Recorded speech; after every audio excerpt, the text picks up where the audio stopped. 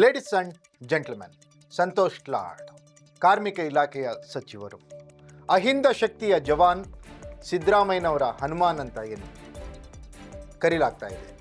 ಉತ್ತರ ಭಾರತದಲ್ಲಿ, ಬಿಹಾರದಲ್ಲಿ ಮೋದಿ ಕಾ ಹನುಮಾನ್ ಅಂತ ಹೇಗೆ ಪಾಸ್ವಾನ್ ಅವರನ್ನು, ಚಿರಾಗ್ ಪಾಸ್ವಾನ್ ಅವರನ್ನ ಬ್ರ್ಯಾಂಡ್ ಮಾಡಲಾಗಿತ್ತು, ಅದೇ ರೀತಿ ದಕ್ಷಿಣ ಭಾರತದಲ್ಲಿ ಸಿದ್ದು ಕಾ ಹನುಮಾನ್ ಯಾರು ಅಂದರೆ ತಟ್ಟನೆ ನೆನಪಾಗೋದು ಯಾರ ಹೆಸರು ಅಂದರೆ ಸಂತೋಷ್ ಲಾಡ್ ಅವರ ಹೆಸರು. ಸಂತೋಷ್ ಲಾಡ್ ಕಾರ್ಮಿಕರ ಹಿತರಕ್ಷಣೆಗಾಗಿ ಹಲವಾರು ಯೋಜನೆಗಳನ್ನು ತಂದು ಈಗ ಕಾರ್ಮಿಕರ ಸಂತೋಷಕ್ಕೂ ಕೂಡ ಕಾರಣರಾಗಿದ್ದಾರೆ. ಇದು ಎಕ್ಸ್ಕ್ಲೂಸಿವ್ ಸ್ಟೋರಿ.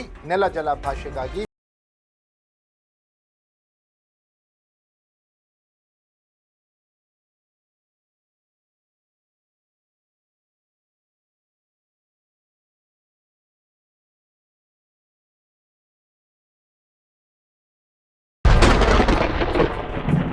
ಎಸ್ ವೀಕ್ಷಕರೇ, ತತ್ವ ಸಿದ್ಧಾಂತ ಬದ್ಧತೆ ಅಂತ ಬಂದಾಗ ಕರ್ನಾಟಕ ಕಾಂಗ್ರೆಸ್ನಲ್ಲಿ ಸಿದ್ದರಾಮಯ್ಯ ಅವ್ರನ್ನ ಬಿಟ್ಟರೆ ನೆಕ್ಸ್ಟ್ ಹೆಸರೇ ಸಂತೋಷ್ ಲಾಡ್.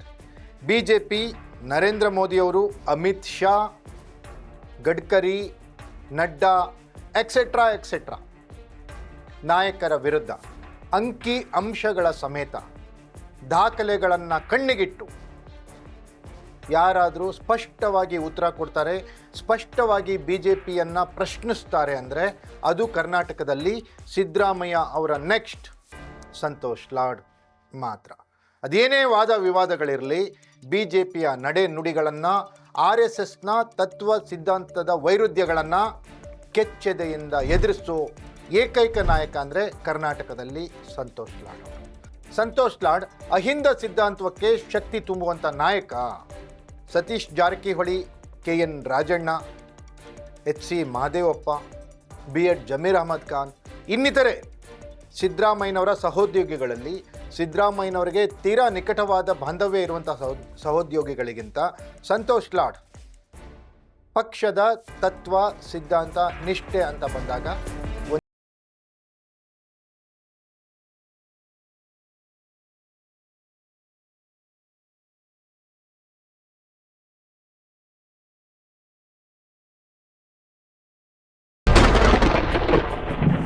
ಇಂತಹ ರಾಜಕಾರಣಿ ಸಂತೋಷ್ ಲಾಡ್ ಇಲಾಖೆಯ ವಿಚಾರದಲ್ಲೂ ಕೂಡ ತೀರಾ ಶಿಸ್ತಿನಿಂದ ಯಾವುದೇ ಅವಾಂತರಗಳಿಗೆ ಕಾರಣರಾಗದಂತೆ ಇಲಾಖೆಯನ್ನು ನಡೆಸ್ತಾ ಇದ್ದಾರೆ.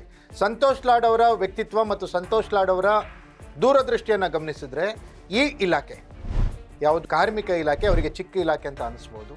ಈ ಇಲಾಖೆಗಿಂತ ಹೆಚ್ಚಿನ ಕೆಲಸ ಇರುವಂಥ ಇಲಾಖೆ ಸಿಕ್ಕರೂ ಕೂಡ ಸಂತೋಷ್ ಲಾಡ್ ವ್ಯವಸ್ಥಿತವಾಗಿ ಆ ಒಂದು ಇಲಾಖೆಯನ್ನು ತೆಗೆದುಕೊಂಡು ಹೋಗ್ತಾರೆ ಅನ್ನೋದು ಸಂತೋಷ್ ಲಾಡ್ ಅವ್ರನ್ನ ತೀರಾ ಹತ್ತಿರದಿಂದ ಬಲ್ಲಂಥವ್ರಿಗೆ ಅನಿಸದೇ ಇರೋದು. ಯಾಕಂದರೆ ಸಂತೋಷ್ ಲಾಡ್ ಅವರ ದೂರದೃಷ್ಟಿ ಹಂಗಿದೆ. ಸಂತೋಷ್ ಲಾಡ್ ಮುಂದಿನ 10 ವರ್ಷಗಳು, 15 ವರ್ಷಗಳಿಗೆ ಏನು ಬೇಕಾಗುತ್ತೆ ನಮ್ಮ ರಾಜ್ಯಕ್ಕೆ, ಯಾವ ರೀತಿಯ ಯೋಜನೆಗಳು ಬೇಕು, ನಮ್ಮ ವೈಚಾರಿಕತೆಯಲ್ಲಿ ಯಾವ ರೀತಿಯ ಬದಲಾವಣೆಗಳಾಗಬೇಕು, ಶಿಕ್ಷಣ ಆರೋಗ್ಯದ ಬಗ್ಗೆ ನಮ್ಮ ಗಮನ ಯಾವ ರೀತಿ ಇರಬೇಕು, ಶಿಕ್ಷಣಕ್ಕೆ ಮತ್ತು ಆರೋಗ್ಯಕ್ಕೆ ಯಾವ ರೀತಿಯ ಒತ್ತನ್ನು ಕೊಡಬೇಕು, ಅದೆಲ್ಲವನ್ನ ಬಿಟ್ಟು ಯುವಜನತೆ ಯಾವ ಕಡೆ ದಾರಿ ತಪ್ತಾ ಇದ್ದಾರೆ, ದಾರಿ ತಪ್ಪಲಿಕ್ಕೆ ಕಾರಣ ಏನು, ಯುವಜನತೆ ಯಾವ ರೀತಿ ದೇಶದ ಆಸ್ತಿಯನ್ನಾಗಿ ಯುವಜನತೆಯನ್ನು ನಾವು ಪ್ರೇರೇಪಿಸಬೇಕು, ಈ ಎಲ್ಲ ವಿಚಾರಗಳ ಬಗ್ಗೆ ಅವರಿಗಿರುವಂಥ ಜ್ಞಾನ ಅಪಾರವಾದದ್ದು. ಸಂತೋಷ್ ಲಾಡ್ ಕಾಂಗ್ರೆಸ್ನ ಕಟ್ಟಾಳು, ಕಾಂಗ್ರೆಸ್ನ ಶಿಸ್ತಿನ ಸಿಪಾಯಿ, ಅದೆಲ್ಲಕ್ಕಿಂತ ಹೆಚ್ಚಾಗಿ ಸಿದ್ದರಾಮಯ್ಯನವರ ನೆಚ್ಚಿನ ಬಂಟ ಅನ್ನೋ ಥರ ಅವರ ಕಾರ್ಯಶೈಲಿಯನ್ನು ರೂಪಿಸ್ಕೊಂಡು ಹೋಗ್ತಾ ಇದ್ದಾರೆ. ಈ ಅಧಿಕಾರ ಹಸ್ತಾಂತರದ ಚರ್ಚೆಗಳು ಬಂದಾಗಲೂ ಕೂಡ ತೀರಾ ಮಾರ್ಮಿಕವಾಗಿ, ತೀರಾ ವೈಚಾರಿಕವಾಗಿ, ಪ್ರಾಕ್ಟಿಕಲ್ ಆಗಿ, ಯಾವ ರೀತಿಯ ಗೊಂದಲಗಳು ಇಲ್ಲದಂತೆ ತಮ್ಮ ನಿಲುವನ್ನು ಸ್ಪಷ್ಟಪಡಿಸ್ತಾ ಬಂದಿದ್ದಾರೆ. ಇಂತಹ